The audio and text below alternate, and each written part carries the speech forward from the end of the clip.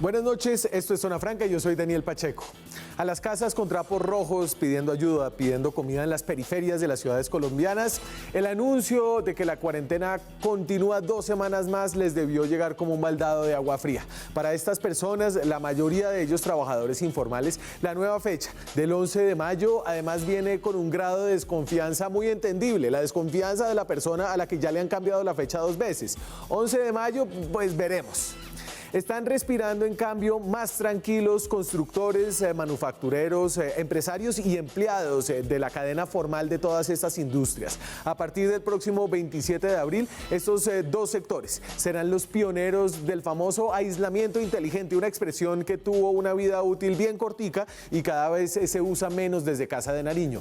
La construcción y la manufactura entran dentro de las actividades exentas del aislamiento obligatorio y comenzarán a trabajar, mientras sigue la cuarentena para todos los demás hasta el 11 de mayo. Serán la construcción y la manufactura una especie de conejillos de indias de un experimento en el que Colombia y el gobierno todavía no tienen muy bien cómo constatar los resultados, sino en la forma de gente enferma. Las pruebas masivas son todavía una promesa que llevan arrastrándose semanas en boca de presidentes, de los alcaldes más habladores de Colombia. No han llegado las pruebas masivas. Más allá de cuáles son los sectores, el objetivo del gobierno es claro: gradualismo. Ir poquito a poquito, probando en la medida de lo posible cómo volver a aprender áreas de la economía mientras sigue lidiando con la epidemia del coronavirus. En este gradualismo ya veremos, mientras nos acercamos al 11 de mayo, qué otros sectores se van abriendo y cuánto más se sigue alargando el encierro para los demás. Yo personalmente veo difícil que este semestre suelten colegios y universidades, por ejemplo. El problema con el gradualismo es que, hasta donde lo veo, solo va a funcionar en la parte formal de la economía colombiana. La informalidad, esa cosa sin forma donde nadie sabe qué está pasando, en la informalidad del gradualismo es difícil de imaginar. ¿Cómo sería? Un día salen los vendedores de dulces con cédulas PAR, ¿qué día salen los vendedores de mangos? Eventualmente esta gente va a empezar a salir. Con el sector de la construcción y la manufactura en la calle vuelven los clientes y puede que por esta vía el gradualismo del gobierno se vea derrotado por los problemas crónicos de la economía colombiana, que ha convivido con una altísima informalidad que hoy se expresa con trapos rojos y mañana, esperemos que no, con más gente en la calle. Aquí arranca Zona Franca.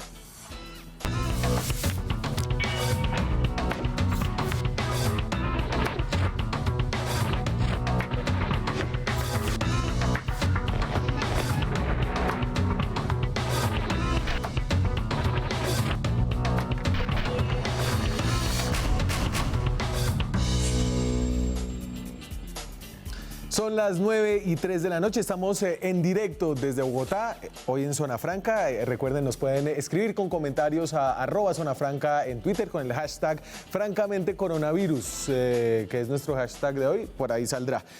Entonces, esta noche vamos a hablar de las nuevas medidas que van a flexibilizar la cuarentena para algunos de nosotros, para los sectores de la economía de la construcción y de la manufactura. Tenemos invitados del gobierno para entender cuáles han sido los cálculos detrás de esta decisión, invitados de los sectores productivos, empresariales, que van a estar participando a partir del próximo lunes, si es que eso se puede dar con la coordinación entre alcaldías. Ya hay algunas señas inquietantes de descoordinación, al menos desde la alcaldía de Bogotá, en manufactura y construcción.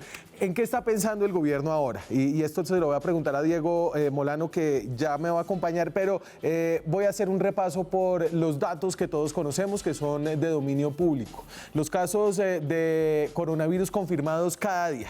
Esta es la gráfica desde que el Instituto Nacional de Salud lleva soltando estos datos. Casos por COVID al día desde el 7 de abril hasta el 21 de abril. Tengo ahí estas 12 semanas, últimas 2 semanas. Y entonces ahí vemos que cada vez, en promedio, digamos que se van reportando menos casos al día. Tuvimos unos picos de 250, 260 el 9, el 8 de abril y eso ha ido bajando. Ahorita, hoy se reportaron, por ejemplo, 172 casos. En total tenemos cerca de 4.000. Al menos esta curva nos dice que aunque el número de casos diarios sigue por encima de 100, no está subiendo exponencialmente. Obviamente, a propósito de los casos confirmados, está toda la discusión de las pruebas. Yo no quiero entrar en esa discusión esta noche, la hemos tenido ya en varios programas, pero las muertes confirmadas por coronavirus son otro indicador, un indicador más duro. Es más difícil no contar a los muertos. Entonces, ahí tenemos el histórico de fallecidos. Aquí también parece que la curva se estuviera aplanando. Tuvimos un pico el 11 de abril, por ejemplo, de 20 personas que fueron reportadas muertas con coronavirus. Obviamente aquí puede haber un subreporte, pero los muertos son más difíciles de esconder. Y esa gráfica, esa curva se ha ido aplanando. Hoy fueron 7 personas desafortunadamente que murieron por el COVID-19 aquí en Colombia. Entonces, las muertes y los casos diarios al menos van relativamente bien según lo que sabemos. ¿Cómo van las ocupaciones en las unidades de cuidados intensivos? Y este es un dato importante porque hay dos factores que restringen al gobierno para tomar decisiones acerca de la cuarentena: la capacidad hospitalaria y la curva. La capacidad hospitalaria, que ha sido uno de los temas en los que se ha trabajado durante los últimos días y semanas para ampliarla, parece que está estable. Estos son los casos que están en unidades de cuidados intensivos cada día. No se pueden sumar, es la ocupación diaria, y esa ocupación diaria empieza a tener una cierta consistencia alrededor de las 100 camas ocupadas. Recuerden que en Colombia hay cerca de 5.000 camas de cuidados intensivos, 5.000 camas, cerca del 50% de esas 5.000 camas, 2.500, están ocupadas con personas que han sufrido accidentes, otras operaciones, enfermedades, y hay supuestamente, y según ha dicho el Ministerio de Salud, en las fases que tiene planeadas estas, 50% de esas camas libres, es decir, 2.500, todavía hay mucho espacio y se están tratando de crear 5.000 más para llegar a un total de 10.000. Esa preparación indica que en algún momento el gobierno prevé que la ocupación en unidades de cuidados intensivos va a subir. A propósito de estos datos y de cómo está viendo el gobierno, este fue el anuncio que hizo ayer el presidente Duque acerca de la flexibilización de la cuarentena para algunos sectores. Y nosotros hemos tomado la decisión de extender ese aislamiento preventivo obligatorio inicialmente hasta el 11 de mayo, pero también dándole cabida a otros sectores que puedan participar con protocolos y con responsabilidad. Hemos por eso hablado con claridad entre el equipo de gobierno y con los lineamientos del Ministerio de Salud y con el acompañamiento también de muchos de los expertos para que el sector de la construcción, con protocolos muy puntuales, pueda empezar su trabajo, y también para que un sector como el sector de la industria manufacturera, que es importante no solamente para atender muchas cosas relacionadas con el COVID, sino también para atender necesidades de los ciudadanos, pueda operar. Entonces van esos dos sectores, no como era antes, no normalmente, con unos protocolos bastante precisos de bioseguridad, como nos lo explicará ahorita el vocero del gobierno. El resumen de cómo quedaron las medidas hasta el próximo 11 de marzo, cuando probablemente haya de nuevo otra decisión que va a cambiar las cosas. Se extiende la cuarentena hasta el 11 de marzo, 14 días más. Sistema de transportes masivos no deben ser un foco de propagación, dice el presidente, y no deben tener una capacidad superior al 35%. Aquí hay una disputa con las alcaldías y ya veremos por qué. Los sectores de manufactura y construcción podrán operar bajo el cumplimiento de determinados requisitos. De nuevo, estos requisitos los necesitan cumplir antes de poder empezar a operar. No habrá vuelos internacionales salvo excepciones, y nacionales hasta el 30 de mayo, y no habrá transporte intermunicipal salvo excepciones. Estas son las condiciones. Estamos todavía esperando el decreto reglamentario de esto. Me dicen que puede salir a finales de esta semana, y con las preguntas de cómo ha sido el cálculo del gobierno, tengo aquí a Diego Molano. Diego Molano es el director del DAPRE, el Departamento Administrativo de la Presidencia. Diego, buenas noches. Daniel, buenas noches. Un saludo especial a usted y a toda la audiencia de Zona Franca. ¿Y usted ahora vive más en Casa de Nariño que en su casa? ¿Esa es su casa de cuarentena? Ahí estamos. La verdad es que sí, tenemos una cuarentena que hemos tenido unos pocos días en la casa, pero mucha actividad también de coordinación por esta situación de la emergencia del coronavirus allí en la Casa de Nariño con el equipo de gobierno. Entonces, Diego, yo quería entender bien cuáles son no quiero saber cuál es el modelo epidemiológico detrás de la decisión del presidente, pero sí quiero entender cuáles son los factores en juego para haber tomado la decisión, primero, de alargar la cuarentena para la mayoría de la población, y segundo, para empezar a abrir gradualmente estos dos sectores. Daniel, el presidente Duque ha fijado 3 objetivos para el manejo de esta pandemia que tanto ha afectado pues, en el planeta, más de 180 países, en el caso colombiano, pues a toda la población colombiana. Ha fijado el derrotero de cómo protegemos vidas y se garantiza la salud, cómo se apoya a los más vulnerables y al mismo tiempo cómo se protege el empleo. Ese ha sido el derrotero, y las decisiones que ha venido tomando el presidente Duque se basan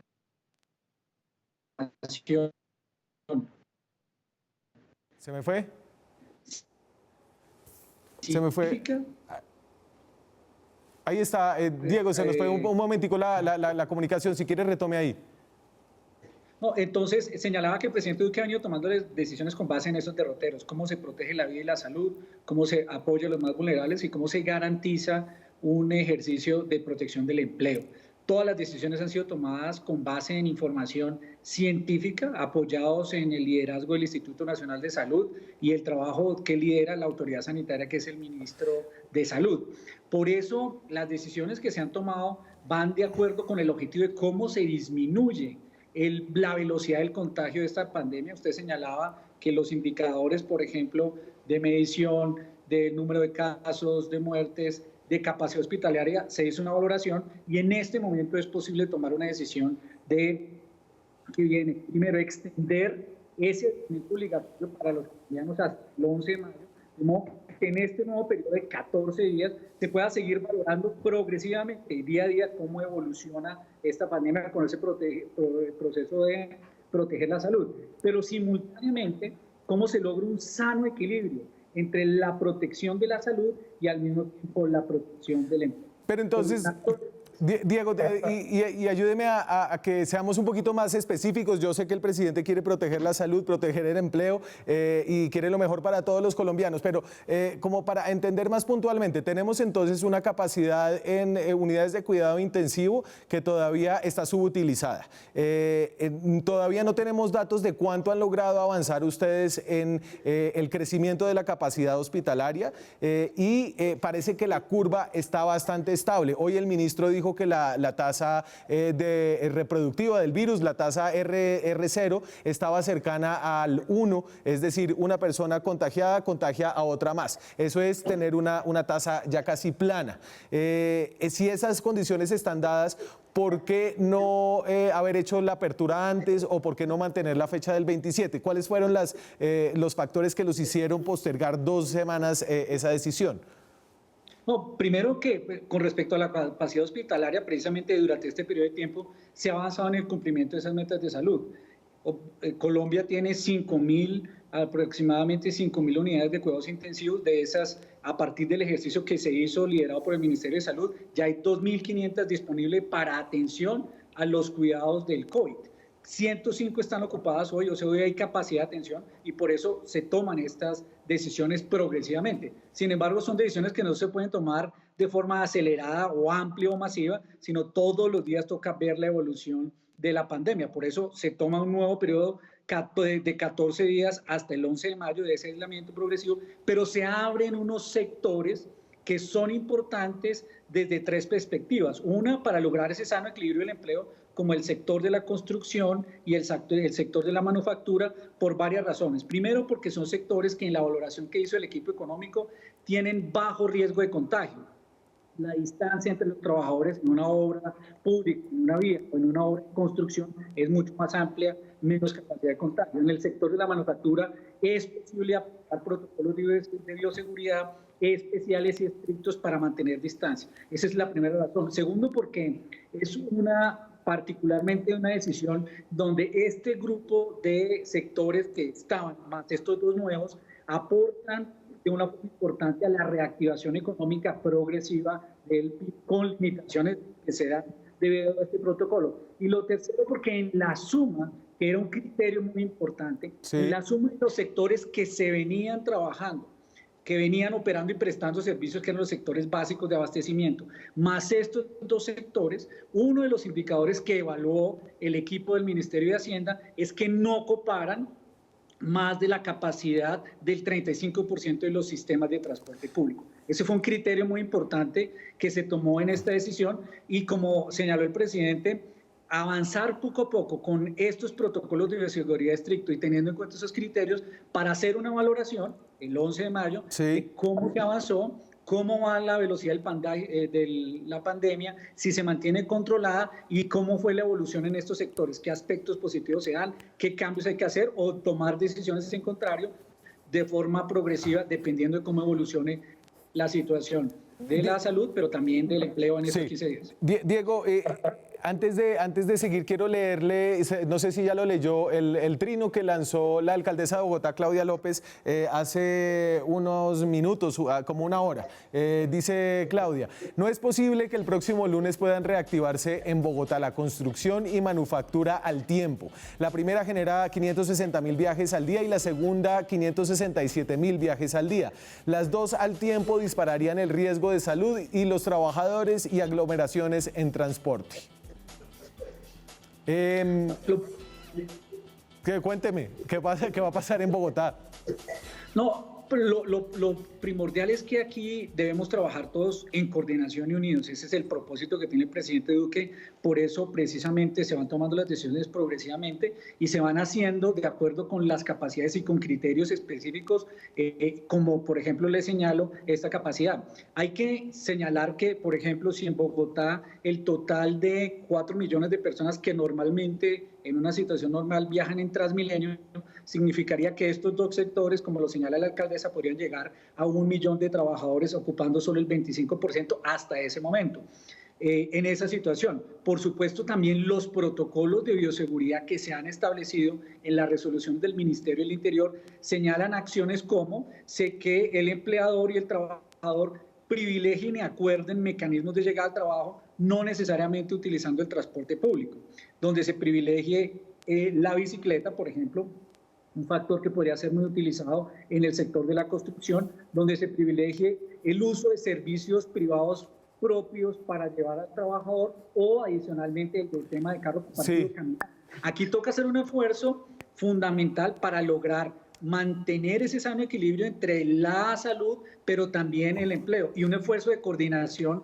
Por eso el cálculo inicial que hace el Ministerio de Hacienda tiene como criterio fundamental y fue discutido con la alcaldía, en este caso cuando en las reuniones se planteó esta posibilidad que definía que el criterio de los sistemas de transporte es fundamental, por eso se señaló esa capacidad. Pero entonces, qué pena insistirle en esto, porque la gente se está preguntando entonces en Bogotá qué va a pasar. Si yo era un obrero de construcción y ahora leo el trino de Claudia López y antes escuché al presidente de la República, ya no estoy seguro si debo salir o no. ¿Cuál es el mensaje ahí? No, aquí lo ha dicho plenamente el presidente Duque. Aquí hay que encontrar todos los esfuerzos de coordinación, porque la única forma de superar estas condiciones que tenemos hoy de la pandemia, de garantizar la salud y de lograr la protección del empleo, es de coordinación. Aquí no puede haber disputas, aquí no puede haber un ejercicio diferente a lograr encontrar soluciones progresivas, soluciones que controlen los riesgos, pero que nos permitan avanzar con ese sano equilibrio. Y por supuesto, toda la disposición del presidente Duque y del Gobierno Nacional de lograr las coordinaciones que nos permitan avanzar con ese propósito de garantizar la salud, proteger la vida y al mismo tiempo ir reactivando sectores y tomando decisiones y encontrando acciones de coordinación. En claro, la mitad pero de este ya hay descoordinación. se requiere acciones de coordinación. ¿Y qué hacemos ante esta descoordinación que surge esta noche, Diego? No, yo no creo que sea descoordinación. El presidente Duque ha tenido toda la disposición de escuchar a todos los actores. Cada noche hace la presentación de las diferentes problemáticas que se presentan, las soluciones que se van dando. No es fácil manejar una pandemia como estas. La institucionalidad no estaba creada para una situación en donde tocaba cerrar muchos sectores económicos y quedarnos en las casas, pero por supuesto toda decisión implica unas acciones de coordinación y esa es la disposición que tiene el presidente Duque. Por eso se han señalado protocolos de bioseguridad que deben ser presentados previamente, por eso se hizo la presentación y hoy están los sectores preparándose para ello y por eso tenemos que hacer esta acción de coordinación y analizar muy bien las preocupaciones que tiene la alcaldesa en Bogotá, también poder exponer y encontrar por parte de ellos, su administración, soluciones creativas, de modo que nos permitan lograr esos propósitos de salud y disminuir los riesgos de contagio y en acciones coordinadas garantizar también el tema del empleo. O sea, y entonces, usted señalaba, por ejemplo, entonces si van al tiempo en Bogotá, manufactura y construcción, usted está diciendo sí podemos ir al tiempo y vamos a ir al tiempo. Ese es el mensaje. Yo lo que señalo es que el gobierno ha definido una ruta, pero por supuesto está en toda la disposición de encontrar mecanismos de coordinación con los gobernadores, con los alcaldes, en las diferentes decisiones que se van tomando, de modo que aquí el propósito es que podamos salir adelante todos como sociedad. La única forma de avanzar, de superar esta pandemia es si hacemos coordinaciones organizadas que logren esos propósitos de proteger la salud y en este caso el empleo. Usted señalaba un tema al principio del programa relacionado con los trapos rojos que se ven en Bogotá de algunas manifestaciones. Esos trapos rojos lo que están diciendo es un grupo de familias muy importantes que dicen permítanos salir para hacer el tema de la alimentación y lograr la alimentación de que nos corresponde. ¿Cómo logramos combinar esa necesidad de protección de la salud y liberar ciertas actividades para que algunas familias puedan salir a trabajar y reactivar la posibilidad de generar un ingreso para su alimentación? Es vital. Y en ese ejercicio, la única disposición que tiene el presidente Duque es de cómo logramos esa coordinación para avanzar de forma conjunta. En la mitad de este aislamiento, lo único y lo más importante es cómo todos somos solidarios y coordinamos este tipo Está de usted muy averso a la controversia en este nuevo cargo en el Departamento Administrativo de la Presidencia, Diego. Diego, acompáñeme en el próximo bloque y quiero ponerlo a hablar con uno de los empresarios del sector manufactura que tiene algunas cosas para decirle al gobierno y podemos empezar a hablar un poquito de cómo van entrando estos distintos sectores en la preparación para volver a trabajar. Nosotros volvemos en minutos. Ya regresamos. Seguimos en Zona Franca, son las 9:26 de la noche, estamos en directo esta noche desde Bogotá. Tengo en la línea a Diego Molano, está hablando de cuáles son las razones del gobierno detrás de las decisiones de extender la cuarentena y abrirla para dos sectores. Uno de esos dos sectores es el sector de manufactura, en el que trabaja Guillermo Elías Criado, que me acompaña también desde Bogotá, es gerente comercial de Pat Primo y trabaja en la Cámara Colombiana de la Confección. La confección es uno de los sectores de manufactura que más empleos da, sobre todo empleos a mujeres, madres, cabezas de familia, empleos en el sector formal e informal. Guillermo, ¿qué tal? Buenas noches. Hola Daniel, buenas noches. Venga, saludo a la mesa de trabajo. La mesa está sola, estoy aquí yo con John, el camarógrafo hoy en el estudio. Venga, Guillermo, tengo aquí a Diego Molano que lo está escuchando. Y quería que usted le planteara una inquietud antes de dejarlo ir a seguir trabajando, y era la inquietud para el sector de la confección de que la apertura era muy bienvenida, pero esa apertura, si no se daba también con una apertura al comercio, podía ser problemática. Bueno, saludo primero al doctor Diego Molano, quien es amigo del sector y nos conoce muy bien. Sí, tengo unas preguntas, doctor Diego. Nosotros tenemos tiendas de telas, hay que abrir las tiendas de telas para que puedan abastecer la necesidad de los confeccionistas que hacen tapabocas y prendas médico-quirúrgicas. Esa es una. Y la otra, que me la han hecho muchos confeccionistas en el país, es que necesitamos saber en qué apertura se va a abrir, en qué nivel de apertura se va a abrir el comercio, porque la industria puede estar trabajando, pero la oferta y la demanda van de la mano, entonces hay que abrir algo en el comercio también. ¿Cómo va a ser eso? Bueno, doctor Guillermo, un saludo especial y un reconocimiento a la gestión que usted hace en ese sector de las confecciones y el liderazgo que ha tenido. Pues precisamente, doctor Guillermo, ese sano balance, equilibrio que busca el presidente entre proteger la salud y garantizar y proteger el empleo, involucra que en esta primera etapa, por supuesto, tienen que activarse sectores que tienen varias características. Son sectores que ayudan a cumplir necesidades básicas de los colombianos, que eran los sectores que estaban abiertos, como el tema de abastecimiento, alimentación, transporte, el sector de los servicios relacionados con servicios públicos que suplen al hogar, y luego se amplió a obras, y en esta ocasión es construcción y en el caso de la manufactura en donde están ustedes. Estos sectores tienen dos características que son claves. Uno, bajo nivel de contagio, de riesgo, claro, aplicando unos protocolos necesarios. Pero además tiene que haber también con un propósito por el cual se abrió, por ejemplo, en el caso de confecciones, si usted lo señala, aquí estamos casi que en una economía que se reconvierte para cumplir otros propósitos. Hoy el tema fundamental es la necesidad que tiene el sector de la salud, de tapabocas, como usted lo decía, de las polainas, de las batas, de las gafas que deben utilizar, y en esa medida la industria va a tener que prestar unos servicios adecuados. De hecho, el solo proceso de compras del sistema para la atención en los próximos 6 meses implica comprar, por ejemplo, generar más de 10 millones de tapabocas para solo el sector que va a atender la salud. O sea, eso implica una inversión. Ahí hay un mercado importante, por supuesto no único, pero es progresivo. En el caso del sector comercio, hay 3 preocupaciones fundamentales, que el sector comercio es donde más interacciones sociales se da y donde mayor foco de contagio se puede tener. Y el segundo es que en este periodo de tiempo, a pesar de que se ha aplicado mecanismos para controlar la velocidad del virus y la pandemia, abrir un sector de comercio en este instante, sin haber avanzado la evolución en estos 15 días y tener las mediciones adecuadas, sin haber reconvertido esos sectores, puede ser riesgoso. Por eso ha señalado el presidente que estos 15 días vienen de aplicación, se pueden preparar las fábricas para producir. Sí. Sigue el sector de comercio en los temas, por ejemplo, con domicilios particularmente, pero esto por ahora fue considerado como un factor crítico por el nivel de contagio que puede generar el sector de comercio. Y entonces, Diego, muchas gracias. Yo lo dejo ahí con esa respuesta. Le agradezco mucho salir y explicarnos qué es lo que están pensando ya en Casa de Nariño, y seguramente volveremos a hablar. Bueno, yo también quiero dar las gracias al gobierno y por este voto de confianza en esta reactivación económica progresiva, que es progresiva porque estamos empezando. Y ya eso es un gran avance, el solo hecho de haber empezado.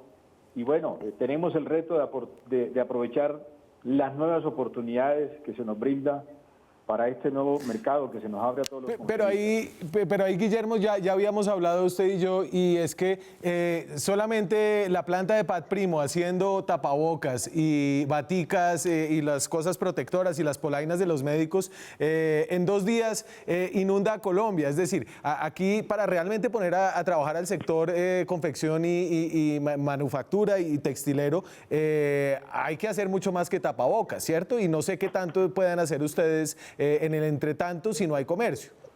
Bueno, el mercado va a cambiar. Los colegios tienen que tener unos protocolos de ropa de seguridad, de protección mucho más alto, la ropa de protección individual, todo el universo, el vestuario de médico quirúrgico y la ropa de protección del público, de los que van a ir al mercado. Es decir, no solamente es tapabocas, viene un cambio. Y Guillermo, hay otro tema en este sector sobre todo que a mí me llama la atención, y es, hay una línea muy gris entre el sector informal y el sector formal de la confección. Las grandes empresas manufactureras de confección tienen satélites que son informales, y en muchos casos, ¿cómo se va a hacer aquí para diferenciar y para trazar esa línea que ha trazado el gobierno que dice solo van a salir a trabajar los formales? Pues mira, las empresas informales, que dependen muchas de las compañías formales del país, se han estado manteniendo porque los grandes empresarios de la confección del país han estado auxiliando a esos talleres de confección.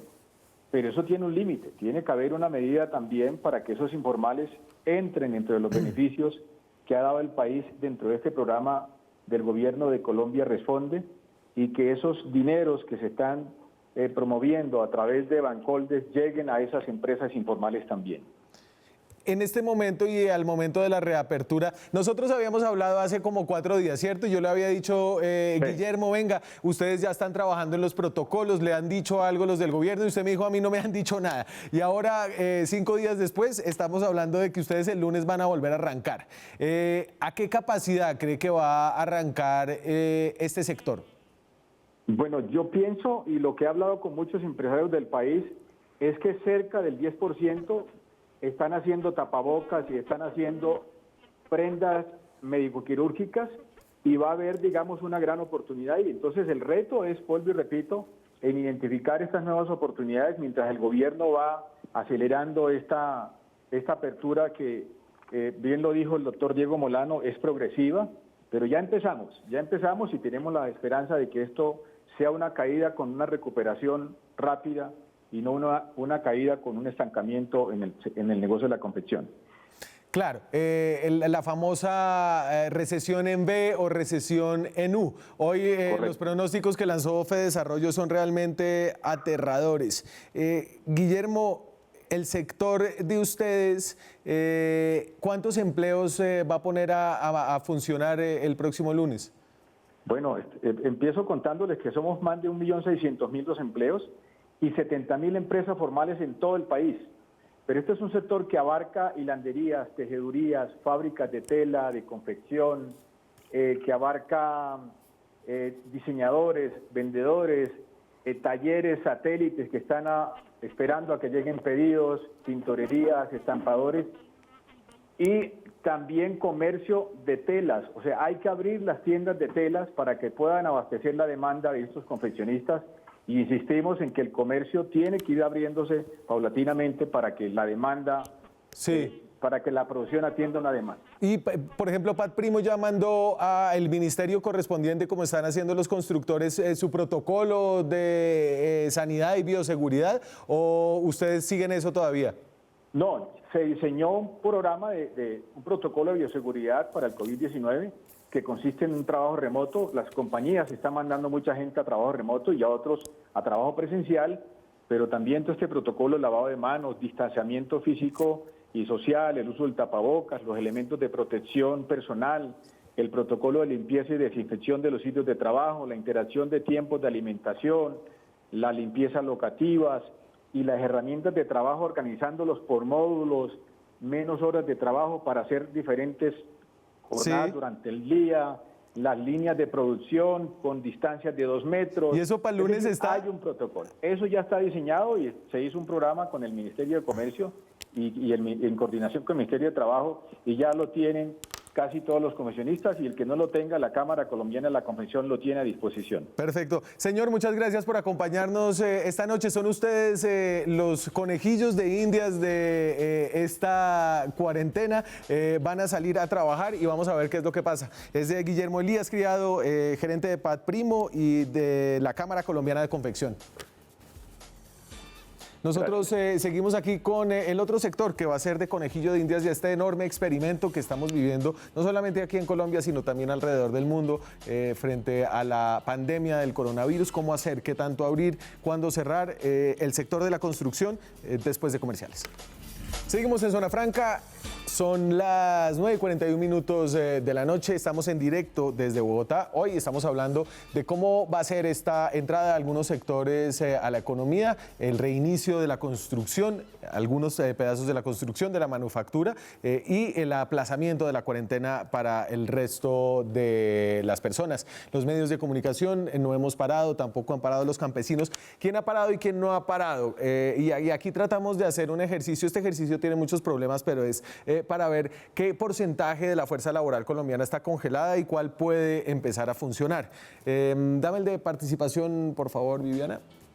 Ahí va.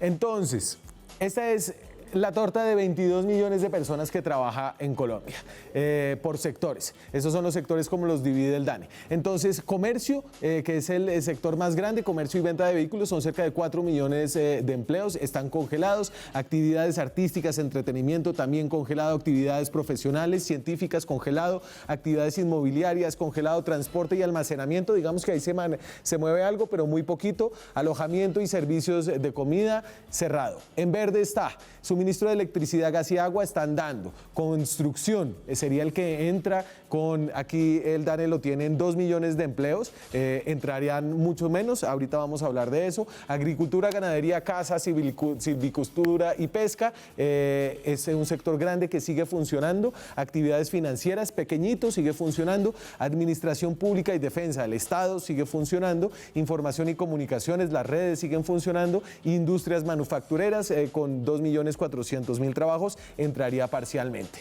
Así se vería de alguna forma la torta laboral en medio de esta cuarentena, la mitad congelada, la mitad con algunas opciones de trabajar. De estas opciones de trabajar, la construcción es un sector muy importante. Para hablar de él me acompaña vía Skype Alejandro Callejas, es el gerente de Camacol, el gremio de los constructores en su seccional de Bogotá y Cundinamarca. Antes de cualquier cosa, Alejandro, ¿qué tal? Buenas noches. Muy buenas noches, Daniel. Muchas gracias por tenerme aquí en su programa.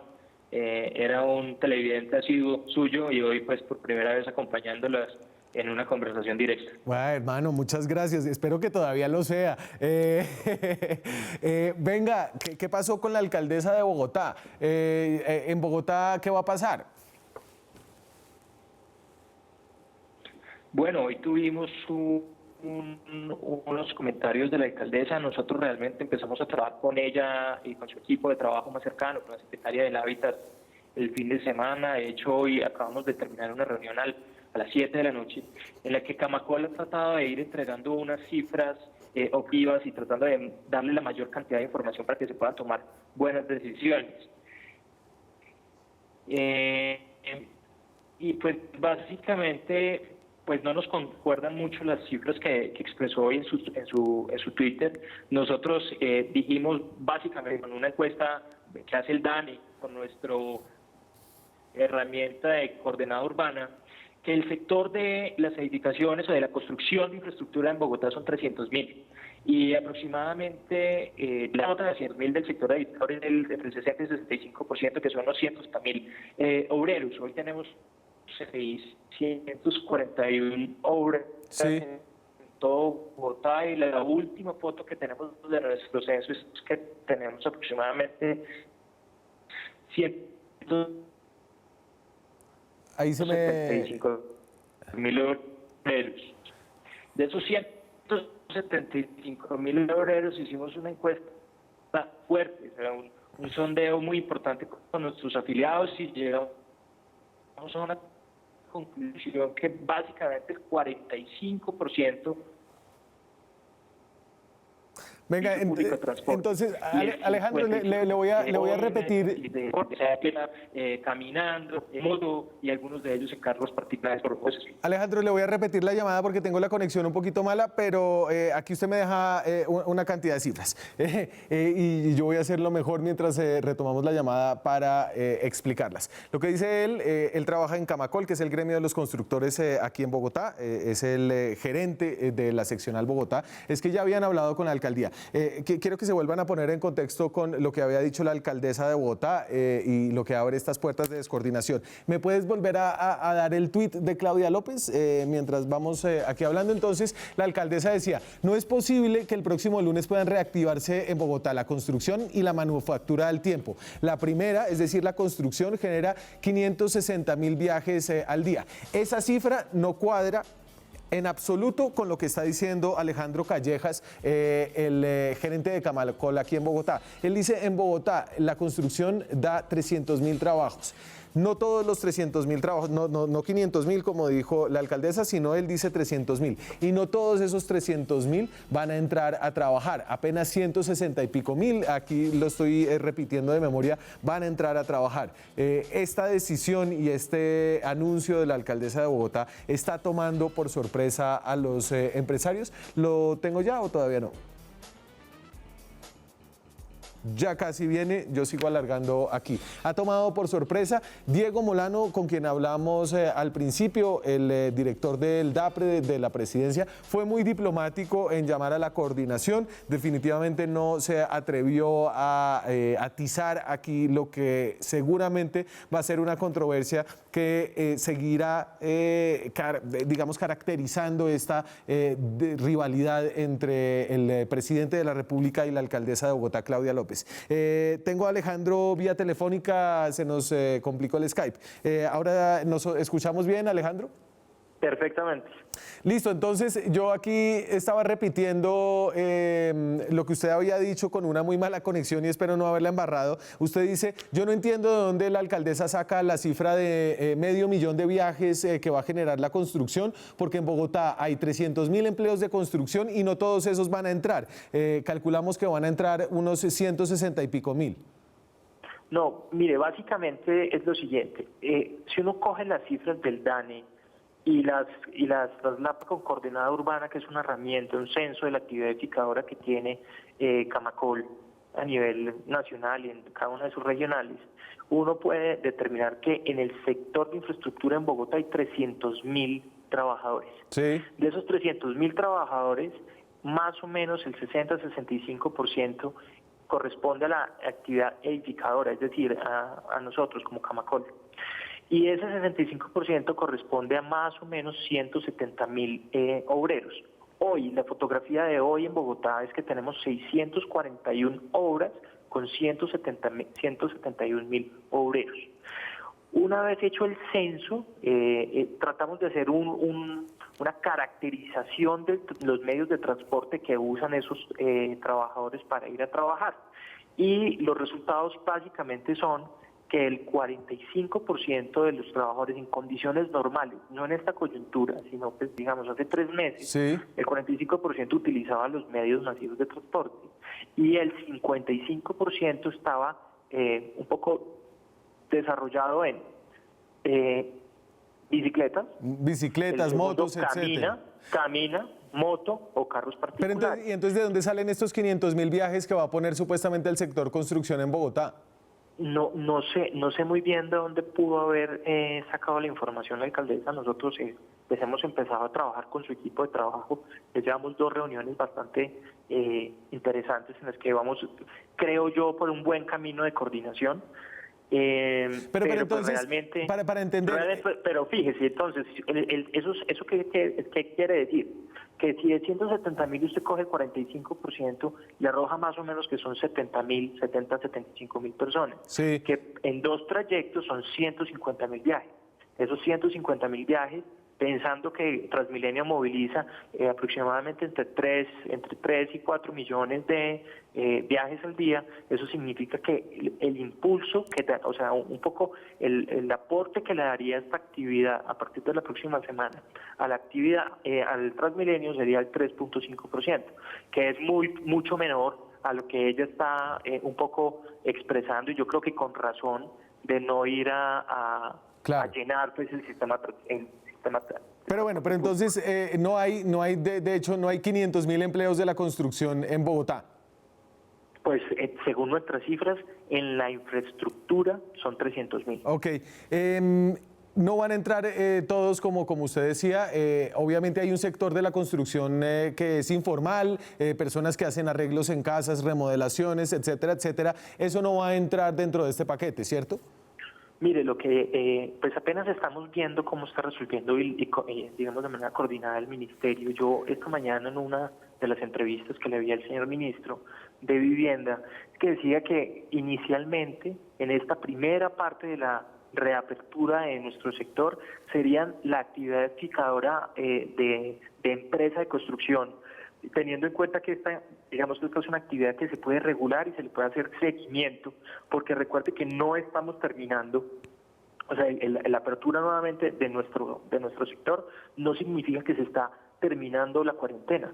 Esto básicamente lo que se dice es que en un confinamiento obligatorio se reabre un sector específico para darle un poco de desarrollo a la economía y al trabajo en la ciudad. Sí. Entonces, un poco lo que decía el ministro esta mañana es arrancamos con la actividad de las empresas de construcción y posteriormente iremos hablando pues del reto de desencadenamiento de la actividad.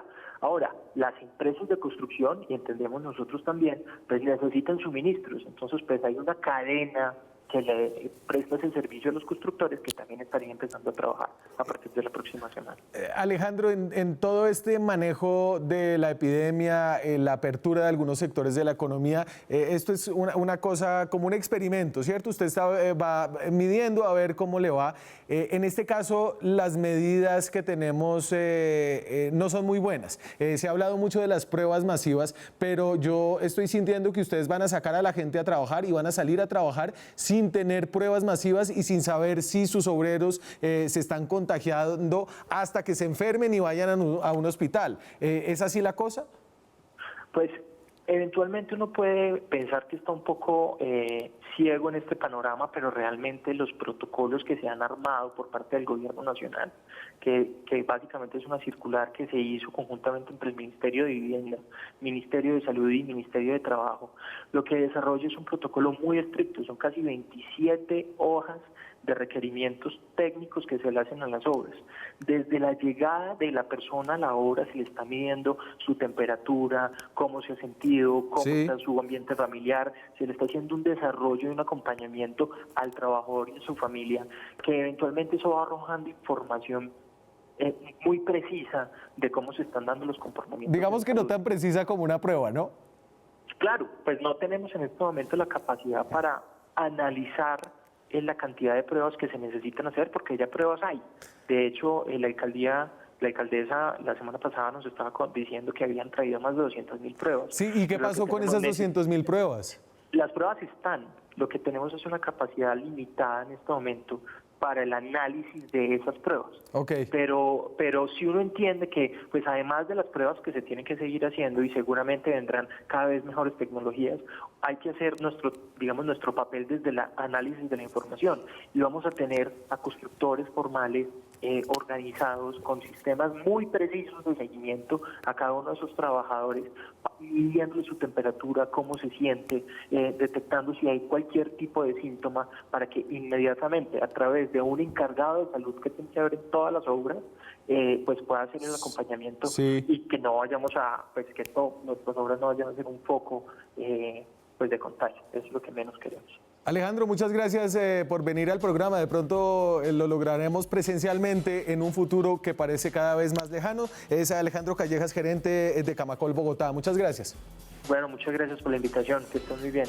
Nosotros vamos a la pausa, regresamos en minutos. Son las 9:59, tenemos unos minuticos más de programa para mamar un poquito de gallo, porque en épocas de pandemia, cuando hay eventos inusuales en el mundo, como este que estamos viviendo, se despierta la curiosidad de la gente por los mitos, lo oculto, las profecías. Y Colombia es un país muy religioso, pero a la vez muy místico, por lo que sobre esto es mucho lo que circula en internet. Y que nos íbamos a imaginar que precisamente aquí tendríamos nuestra propia versión de Nostradamus en el siglo XXI. Y es Hassan Nazar, lo tiene el gobierno de Iván Duque, el actual jefe de comunicaciones del presidente. No escribió un libro de profecías, pero tiene todo un archivo de tweets del pasado, pensamientos del pasado que podrían ser análisis de hoy.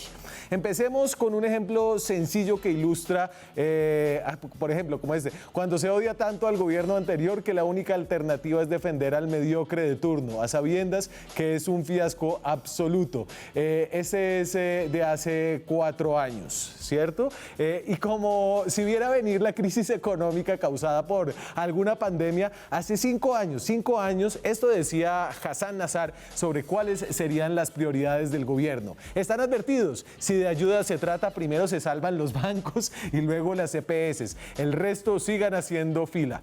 Tal vez él ya sabía que 4 años después de este tuit, su jefe, el presidente Iván Duque, iba a estar proponiendo una cuarentena inteligente, así que escribió esto: si hay que agregarle algo al adjetivo inteligente para que suene mejor o la gente se lo crea, simplemente no lo es. Habrá que consultarle a Hassan en qué va la cosa, qué va a pasar luego de toda esta crisis del coronavirus, y sobre todo buscar en sus trinos si de pronto ya sabía cuándo vamos a tener disponible una vacuna o al menos un tratamiento para esta enfermedad. Es con mucho cariño, Hassan. Hassan, de esta casa, aquí estaba Hassan Nazar en mi silla. Muchas gracias, eso es todo por hoy. Nosotros, ¿qué tal que yo esté en la silla de Hassan después? Me tocaría mirar en sus trinos. Ya me tengo que ir. Nosotros nos vemos mañana con más periodismo, más debate, más opinión. Chao.